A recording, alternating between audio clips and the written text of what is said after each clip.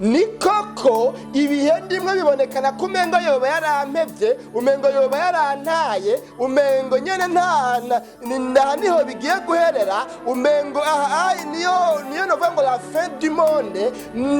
Bibonekana ko umengo ni kukanyuma, bibonekana ko umengo yantaye. Uravye ibibazo nagize, uravye ingene maze iminsi ndiko ndahamwa, uravye ingene naturiwe mu ngunguru y'amavuta, nzirira izina rya Yesu, womengo biherera ngaha. Ariko wewe ntiyabona yuko biherera ngaha, ahubwo yagumye yizeye Imana. Hanyuma rero ngo agaparvena, agashobora no kuba mu mkemu. Imana yatunihimbaza. Umunsi umwe rero nimba yariko araririmba, ntumbaze nimba yariko araririmba ya makorasi yo kwinginga Imana, yo kwisaba ngo ibane nawe, nimba yariko araririmba za korasi z'agacurantimba, nimba yariko arasenga Imana kumbura apfukanye, sinzi. Mugabo gusa Bibiri ivuga ngo umunsi umwe yari muri mwemu. Ico gihe rero kubera ko yarenganije amaso y'umubiri ibibazo arimo, kubera ko yarenganije amaso y'umubiri amakuba, amarushwa, amageragezwa, ibikomere, ibisebe, no kubaho wenyene mu kizinga c'ipatimo, ariko ibyo akabyihoza, akabirenza ku ruhu rw'amaso, agaca araba hirya akabona wa wundi Yesu amukunda, wa wundi bagiranira ibihe byiza, akirengagiza bino biharimo, ahubwo agashira amaso yiwe, agahaga amaso mwijuru, agasenga ari muri mkemu. Ico gihe rero ngo ijuru rica rimanukanwa no gutabara, rimanukanwa no kumuganiriza, rimanukanwa no kumubwira ibigiye kuzoba, rimuhishurira ibikomeye kandi bihambaye tubona muri kino gitabo cy'ivyahishuriwe Yohana. Bene data bakunzi ba kino kiganiro umutsima w'ubugingo cuno musi, ababwira ngo yemwe bene data dusangiye amarushwa y'umusaraba, mwebwe muri mu mashengero indwi yo muri Aziya, muri mu bihe bitoroshe bishobora no kubereka yuko umengaho niho ubwanyu buherera. Nanje nabaye mu bihe nkundwakaye, nabaye mu bihe nama niseguye mu gikiriza ca Yesu, ndi mu bihe najewe bitoroshe, nk'uko namwe muri mu bihe bitoroshe, muri mu makuba, muri mu marushwa, muri mu mageragezwa, murushe kandi muremerewe. Ariko ndabafitiye ijambo rizima, ndabafitiye ubutumwa budasanzwe. Ubwo butumwa nubwo kubibutsa yuko naho muri mu marushwa, naho muri mu mageragezwa, naho muruhijwe, naho muremerewe n'ibyo muriko muracamwo, naho mwashwiragiye muri mpunzi hirya no hino mu bihugu bitandukanye, naho mumaze igihe kinini muriko muraturatuzwa, yemwe bo mu mashengero indwi yo muri Aziya, mbafitiye ijambo ry'indamukanye ridasanzwe ribabwira ngo wa wundi dukunda, umwe nahora nama niseguye, umwe twamana ca gihe, wa wundi yaducunguje amaraso yiwe akatwoza ibyaha, akaduhindura abana b'Imana, akatugira abo kwemerwa mu bwami bw'Imana. Wa wundi yavuga ngo imuhira kwa data hari amazu menshi, iyaba adahari mba ndabibabwiye. Uwo nyene mubona umengo ntabonekana, muri mu bihumengo presence yiwe ntayihari, mubona umengo sihari, umengo yabihojeje, umengo abafata nkaho umengo ntabababaye, ntabitwararika. Ariko muri ibi bihe bigoye mazemwo iminsi, yangendeye, yanyiyeretse ubugira kandi yandemesheje, kandi ambwiye kubandikira ibigiye kuba, mbabwire yuko wa wundi dukunda, naho igihe c'amageragezwa mumazemwo minsi kirushije kuba kirekire, naho hageze igihe umengo mwobivamwo mukabiheba, naho umengo ivyo kwitirirwa izina ryiwe mwovyihoza, naho umengo uwo mwizeye abataye n'imfuvyi, ariko nzanywe no kubabwira ngo umwe dukunda harazanana n'ibicu. Turabaramukije cyane bene data bakunzi ba kino kiganiro umutima w'ubugingo, amahoro y'Imana nashishikare kubana namwe mwese. Turabaye kandi kaze muri kino kiganiro umutima w'ubugingo cacu cuno musa, dufite amajambo tugomba gusangira namwe uko mu bisanzwe mubimenyekane nkuko mubibona n'uno munsi muteramanye na jewe mwene so Imana irambona, nkaba jewe nsanzwe ndabatunganiza bino biganiro kandi nkaba jewe nsanzwe ndabibashikiriza. Rero imbere yuko dusangira n'amajambo numva mfise mu mutima, nagomba ngo tumaze dusenga Imana, twiragize Imana, hanyuma Imana ibane natwe muri kino kiganiro cacu, hanyuma tuce dusangira n'amajambo. Turagushimiye Mana nyina amahoro, turagukengurukiye cyane imbabazi zawe zamaho na bugingo n'ubu. Tugukengurukiye cyane ko tugiriye neza ukaba twemere gusubira kuduhuza n'abantu bakunzi ba kino kiganiro umutima w'ubugingo. Turagwaye kaze rero, ngwino uvugane natwe, uganiriza imitima yacu. Aya majambo agiye gutambutswa muri kino kiganiro, ndakwinginze ngo umuntu wese akurikiranye kino kiganiro agira ijambo rizima, ijambo ry'ubugingo, ijambo rihindura amateka yiwe, ijambo rimuremesha, ijambo rimuhingura, ijambo risubira kumwubaka gushasha nk'uko ugomba. Urakoze kuri Imana, ibyo twimuje, twase, dusambuje, dusanganguje, dukujeho, tubombaguye nibitava ku buntu bwawe, byose byogwanya kino kiganiro cyangwa se bigatuma umuntu wese ariko agikurikirana asamara canke agahomba ijambo ryari kumugirira ikimazi. Urakoze, turakwiteze gushika mu mpera za kino kiganiro cacu, mu izina ryawe ryera Kristo no tubisabye tuvyizeye, amen. Nuko rero reka dusangira amajambo y'Imana numva mu mutima, aho tuyasoma mu gitabo cy'ivyahishuriwe Yohana. Dusoma mu gice ca mbere cy'ivyahishuriwe Yohana, hanyuma duce dusoma ku murongo wa 4, duhere ku murongo wa 4 hanyuma tugeze ku murongo w'indwi, hanyuma dukuremo ijambo tugomba gusangira namwe. Ivyahishuriwe Yohana igice ca mbere umurongo wa 4 n'umurongo tugeze ku murongo w'indwi. Indanzi y'amajambo ivuga ngo, indamukanyo.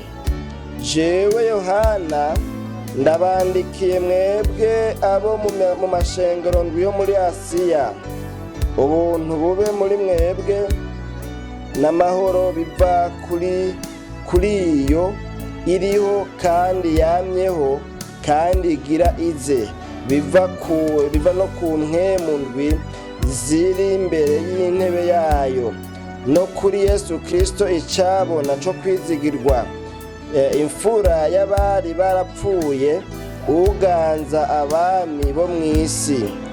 Umwe adukunda yatubohoje ibyaha byacu amaraso yiwe, akaduhindura ubwami no kuba abaherezi b'Imana yiwe niyo se.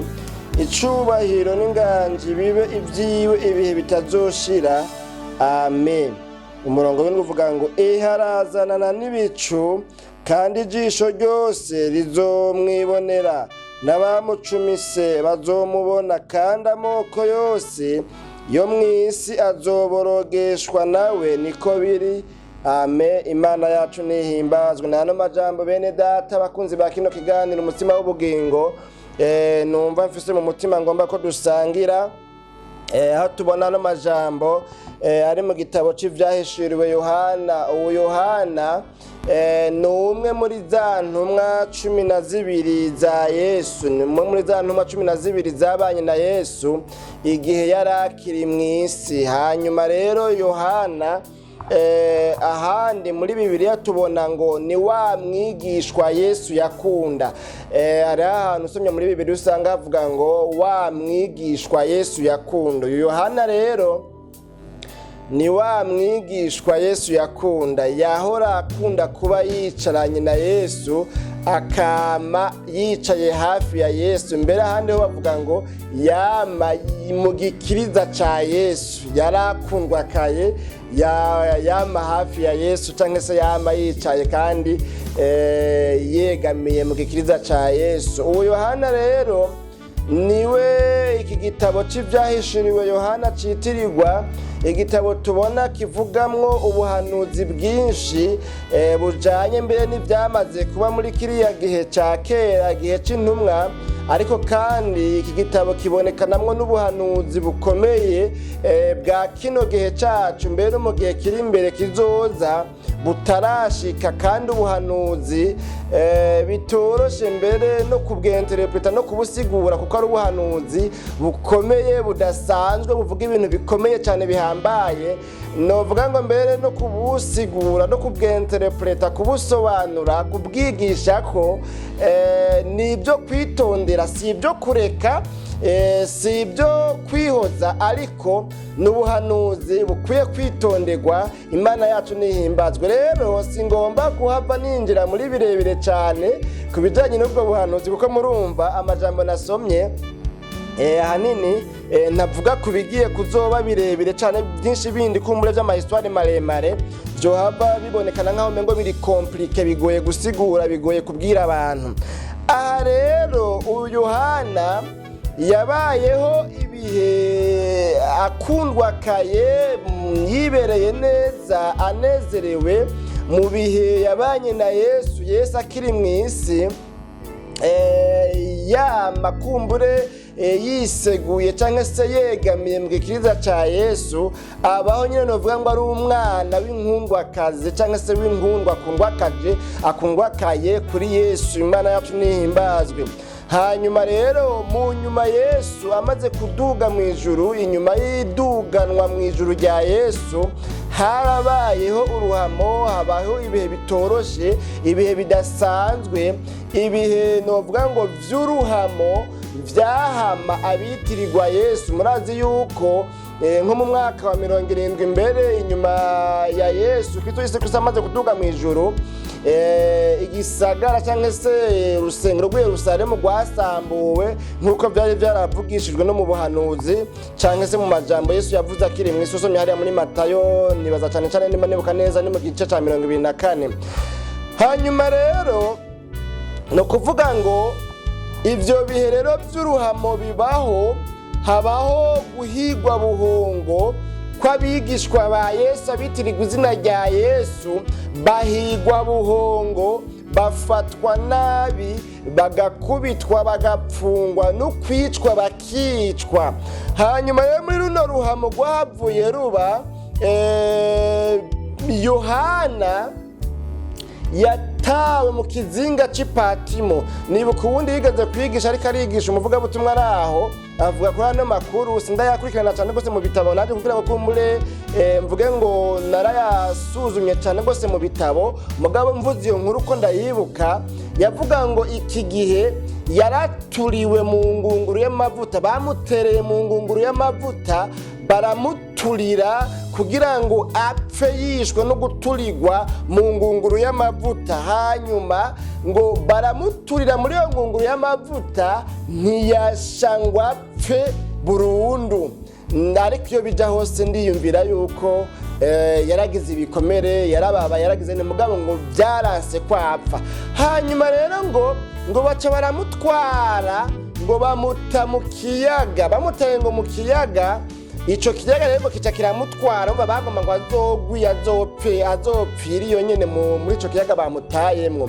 Asigaye ari ibikomere nyine, namwe muravyumva umuntu aturiye mu ngunguru y'amavuta, kandi yari yambaye umubiri w'inyama n'amaraso nk'uyu twambaye, naho kumbure wumva atapfuye. Hariho impamvu, hariho umugambi w'Imana, kandi igihe cyose Imana itaragukura kw'amaboko, naho wogeragezwa uzobabara, uzokomereka, uzohomba ibyawe, uzobura abawe, ariko wewe kubw'umugambi w'Imana no kubw'intumbero Imana igufise ko uzobaho, uzogumaho, nawe uzoba uri kubaca mu bihe bigoye, uzobaho, kuko Imana izoba ikigufise kundi mugambi w'iki itaragushikanako cyangwa se w'iki itarakora. Imana yacu nihimbazwe. Muri ibi rero tuko turasoma umugambi wari uhari wundi, nuko hariho iby'Imana yagomba guhishura byo mu gihe kizoza, no muri kino gihe cyacu mbere wanashaka turimo no mu gihe bizoza. Imana yacu nihimbazwe. Rero ngo bamutereye muri ico kiyaga, nk'uko uwo mwigisha umuvugabutumwa yatwigishije avuga, ngo rwaruzi ruramutwara, aratwagwa. Soma nturi, araswa amazi. Murazi umuntu atwaye mu ruzi aranywa amazi, n'ibintu nyene nk'ibyo. ngo ruramutwara rero ngo rumutwaye ngo ruca rumushikana ahantu hari ikizinga cyitwa Patimo. Kuri icyo kizinga cy'Ipatimo icyo bita ngo ni izinga cyangwa ile mu gifaransa, ni agasozi ni isi iba iri ahantu mu kiyaga, nk'uko novuga ngo ako gasozi cyangwa se iyo si iri ahantu mu kiyaga. Ni ukuvuga uciye hirya yako userukira epfo mu mazi, uciye no hino userukira mu mazi. Ni ukuvuga usanga gakikujwe n'amazi, ni ukuvuga ikiyaga kiza kigaca kigira kimera nk'aho mengo ntikigomba kukarengera ngo kigafuke, hama amazi agacacira uburyo yana agaca ibubamfu, hama agasura guhurira hariya imbere mugabo gasigaye hagati na hagati. Nicyo twakwita izinga. Kumbure ngira ngo muca muvyumva, kandi noneho nibaza nk'abaci mu mashuri kumbure muramaze kubibona no kuvyumva ibintu nyene nk'ivyo. Hanyuma rero muri iryo zinga ry'Ipatimo ngo rwaruzi ruramutwara ko mucishije iruhande ngo acishikare gusoma nturi azogwa imbere apfireyo. ngo ruramutwara neza rumutumbereza nk'umudereva, rumutumbereza neza na neza kuri ca kizinga c'Ipatimo, ruca rumusukaho. Imana yacu nihimbazwe. Kuri iryo zinga rero nta kitubwira imyaka yamazeho n'ibihe yamazeho. Kumbure birashoboka ko basesanguzi mu bya Bibiliya kumbure boshobora kuba bogereranya bisunze kumbure yandi makuru y'ibya Bibiliya, ariko mugabo ivyo nta birebire jewe ndabizi ko mugabo, kandi sinavyo noneho bituzanye. Kituzanye ni ukuvuga n'amajambo rero twabonye ngaha iki gihe. Rero Yohana ngo yari ngo hari ku munsi w'Imana, hari kuwa Mungu, hanyuma ngo ari muri mwemu. Nubwo yari mu bihe bigoye, nubwo yari mu bihe by'amageragezwa, nubwo ibihe byari byahindutse, bya bihe vya mbere byo kubaho akundwa kajwe, bya bihe vya mbere byo kubaho yibereye mu gikiriza ca Yesu, nubwo ibyo bihe byo kubaho umenga aratonye byari byahindutse, iki gihe naho akaba yari ari mu bihe bigoye, yahamwe, yakubiswe, yaturiwe mu ngunguru y'amavuta, hanyuma ntiyasha burundu ngo apfe nyene ngo acikane. Murumva umubabaro nawe yagize, guturirwa mu ngunguru y'amavuta. Nubwo ibihe rero ngo byari byahindutse, nubwo yari mu marushwa, nubwo yari mu makuba, kandi yari yarigeze kubaho akundwa akajwe, kandi yarigeze kubaho ari umutoni atoneshejwe, atonye kuri Yesu mu bandi bigishwa bose. Urumva ko ikibanza ciwe atawundi yakorako, urumva ko ikibanza ciwe cyo kwicara impande ya Yesu akamwegamira, akegamira mu gikiriza ca Yesu, urumva ko atawundi mwigishwa yakorako ico kibanza camari ca Yohana. Kandi Yesu nawe yari yaramuretse arakundwa karanyene abo umutoni. Nubwo rero ibyo bihe byari byahindutse, Yohana akaba yibereye mu bihe by'umubabaro. Mwiyumvire namwe ibisebe kumbure yari afise inyuma y'uko guturirwa, hanyuma agatererwa mu kiyaga, akagenda arakubita kiribita, agenda arakubita amagendera, agenda aratembagara yibomba ku mabuye na bya bisebe, yaturiwe. Sinzi ibikovu nawe wo kwiyumvira umuntu bibije indani mu ngunguru y'amavuta. Murabyumva yuko ari blessure irenze, nibikomere birenze cyane. Sinzi imbere ngira ngo dogre twovye bari bako mu kiganga. Imana yacu nihimba. Bwari ubushe budasanzwe, byari bisebe bidasanzwe, yarababaye biteye ubwoba. Ariko mugabo, no muri bino bihe by'umubabaro, no muri bino bihe by'amakuba, no muri bino bihe by'amageragezwa, ngo Yohana yafata umwanya wo kuja mu mpkemu, yafata umwanya wo kumedita ku rukundo Imana yakunze abari mu isi,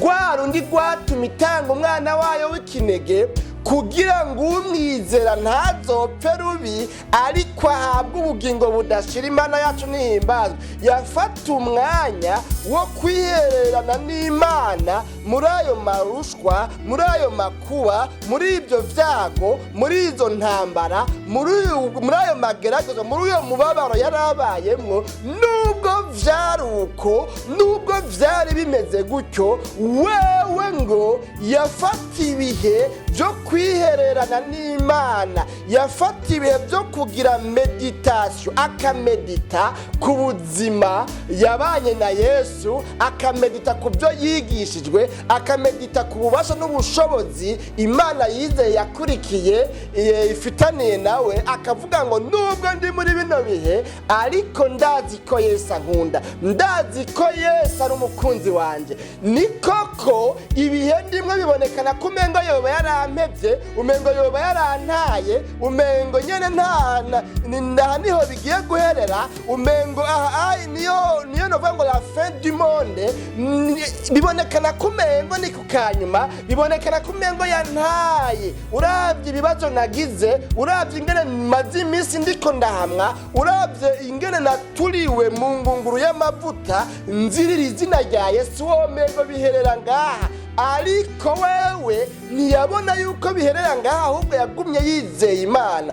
Hanyuma rero ngo agaparvena, agashobora no kuba mu mkemu. Imana yatunihimbaza. Umunsi umwe rero nimba yariko araririmba, ntumbaze nimba yariko araririmba ya makorasi yo kwinginga Imana, yo kuyisaba ngo ibane nawe, nimba yariko araririmba za korasi z'agacurantimba, nimba yariko arasenga Imana kumbura apfukamye, sinzi. Mugabo gusa Bibiliya ivuga ngo umunsi umwe yari muri mwemu. Ico gihe rero kubera ko yarenganije amaso y'umubiri ibibazo arimo, kubera ko yarenganije amaso y'umubiri amakuba, amarushwa, amageragezwa, ibikomere, ibisebe, no kubaho wenyene mu kizinga c'ipatimo, ariko ibyo akabyihoza, akabirenza k'uruhu rw'amaso, agaca araba hirya, akabona wa wundi Yesu amukunda, wa wundi bagiriranira ibihe byiza,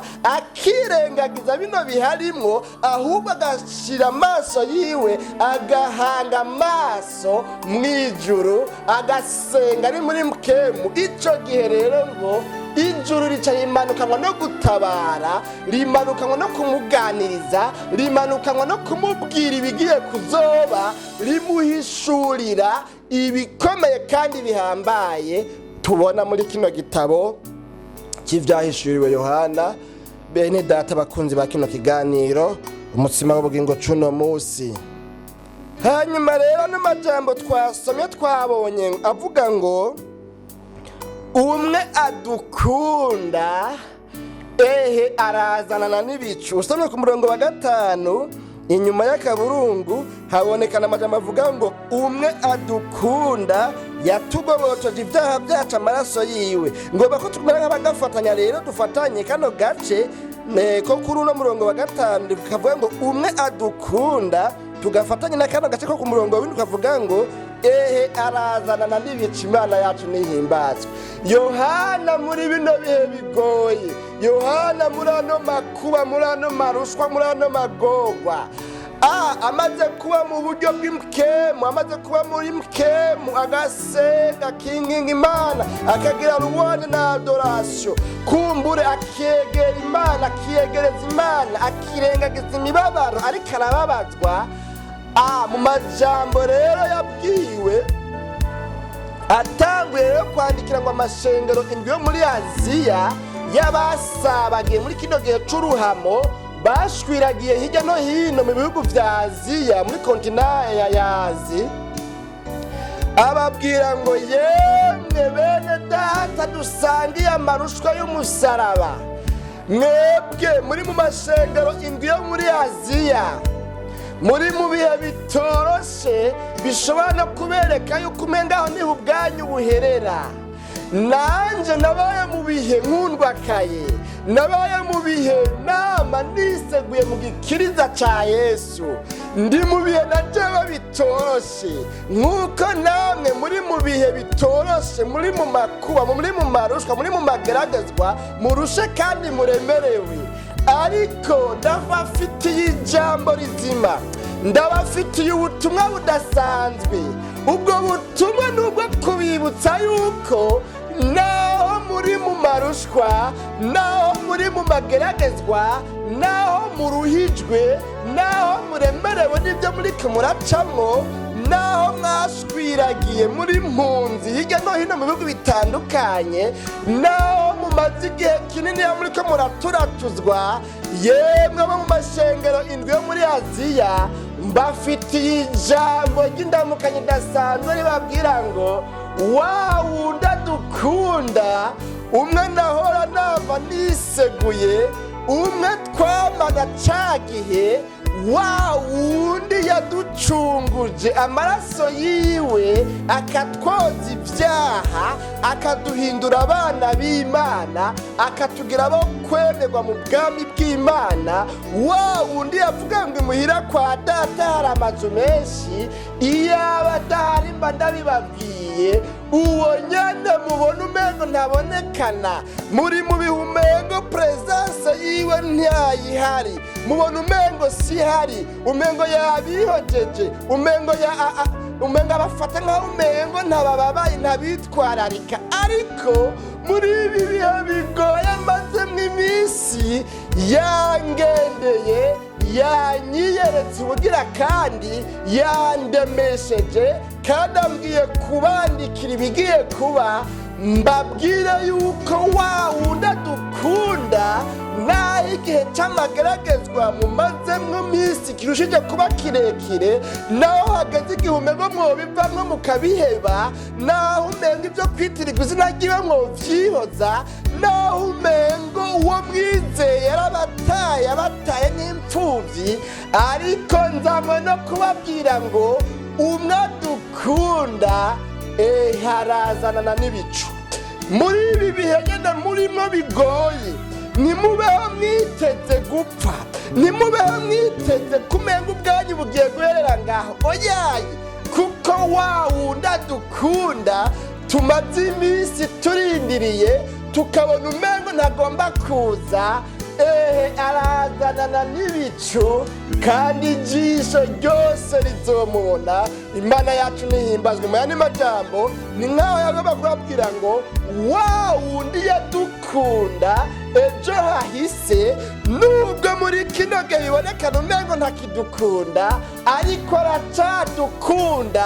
Mbere avuze ngo ngiye kuza vuba kubatabara, ngiye kuza vuba kubiyereka, ngiye kuza vuba nshira kw'iherezo, nshira iherezo kuri ibyo bibazo muriko muracamwo muri maze n'iminsi. Yemwe bakunzi banje, yemwe bigishwa banje, naho mubona umengo ntimukundwa kaye, naho mubona umengo muri ntabwa, naho mubona umengo muri imfuvyi zitagira shinge na rugero, naho mubona umengo muri abapfakazi, naho mubona umengo muri ntabwa, ariko siko biri, kuko ngiye kuza vuba, ngiye kuza kubatabara, ngiye kuza mbishire kw'iherezo, ngiye kuza vuba, ngiye kuzanana vuba n'ibico kugira ngo ndabatabare. Imana yacu nihimbazwe.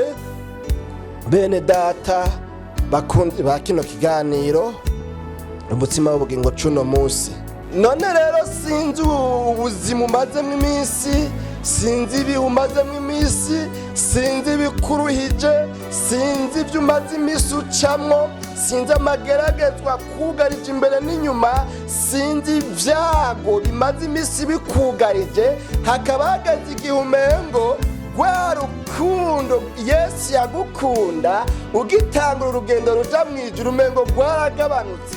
Ya Mana wizera kubw'ibihe urimwo, hageze igihe ubona ko umengo ibyo wakurikiye, ibyo wizeye, Imana mwakundana, Imana yagukunda, Imana yari kubabaye muri ca gihe ca kahise kawe, kubw'ibihe urimwo muri ino minsi, hageze igihe ubona umengo yaragutaye, yarakwibagiye, yarakwihojeje, yarakurenganije, wewe umengo nturi umwana wayo, umengo nta sezerano mufitaniye nayo, umengo ntaco yakuvuzeko, umengo n'ivyo yakuvuzeko vyari ibinyoma, siyo yavuze. Nimba ariyo yavuze naho, uhageze igihe ubona ko umengo ni Imana y'inyabinyoma, ni Imana ibesha. Hageze igihe ubona umengo uri mu gahinga ka Nyaganande, hageze igihe ubona umengo uri mw'ishamba rya Nyaganande, iyo umwana arira nyina ntiyumve. Hageze igihe utabona imbere, utabona inyuma, utabona iburyo,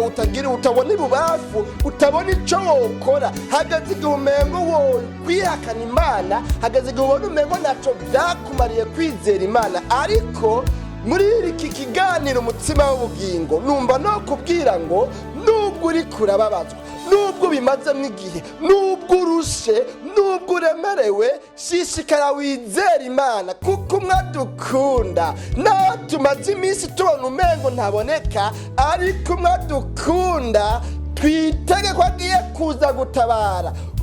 Dukwiye kuba twiteze umunsi ku munsi twagiye kuza azamo no kudutabara, kuruta gushishikara kuba tubona umengo yaradutaye, yaraduhebye, yarataye na koho, yaratwibagiye, ntakidukunda, ntakitubabaye.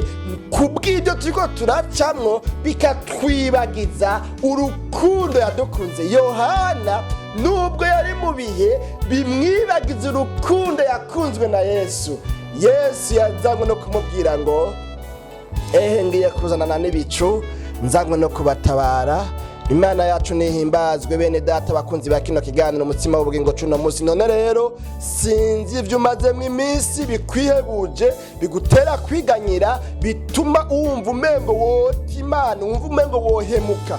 Sinzi ko kumbura ari ubukene wari warasenze iminsi itari mike uronka isezerano ryo kuva mu bukene. Kumbura sinzi ko ari ubuzima bw'ubushomeri ukaba wari warasenze mbere ukaronka n'isezerano yuko ugiye kuronka akazi mugabo kakaba kataraboneka.